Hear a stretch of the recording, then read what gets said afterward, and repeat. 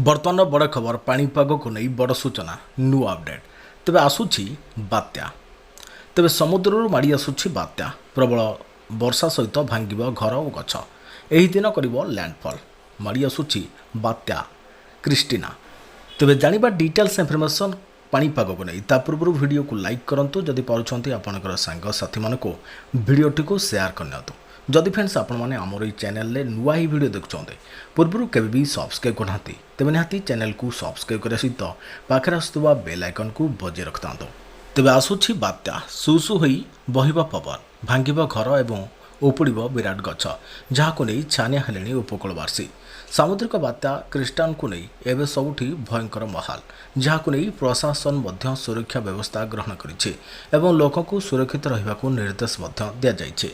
Report अनुसार प्रशांत महासागर Nicaragua उपकूल में बात्या क्रिस्टान सृष्टि होइछि। National hurricane center of Miami कहिछि जे क्रिस्टीना एवं समुद्र में बल गोटाई दक्षिण अमेरिका आड़ को माड़ी आसुछि।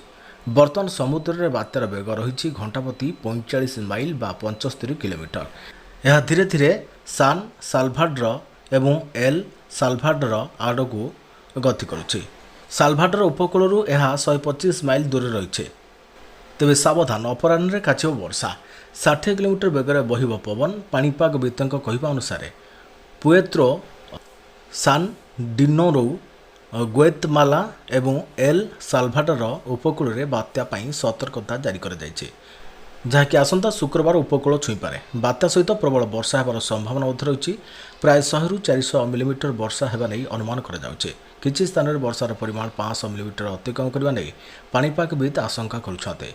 निकारागुआ हंडुरास एल साल्भाडोर एवं ग्वेतमाला गुरुवार जहाँकि आसंता काली ठारू वर्षा आरंभ हो जगार अधिकरू अधिक परिमाण वर्षा होगा नहीं आकलन कर बन्या स्थिति सृष्टि हो पारे।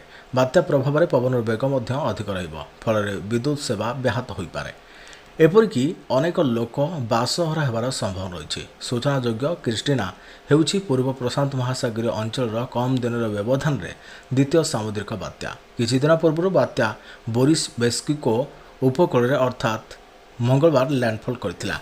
एपटे मौसुमी वायु आसबार लगे आउ दुई दिन अधिक समय ओडिशा को दक्षिण पश्चिम मौसुमी वायु आसबार पाणीपाग विभाग पूर्व आकलन अनुसार आउ 2 दिन अधिक समय लगिपारे।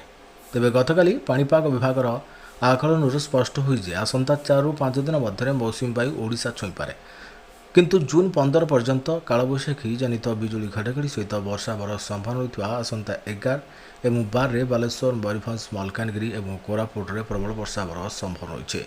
वर्तमान राज्य में प्राक मौसुमी वर्षा होता कहुच्छे।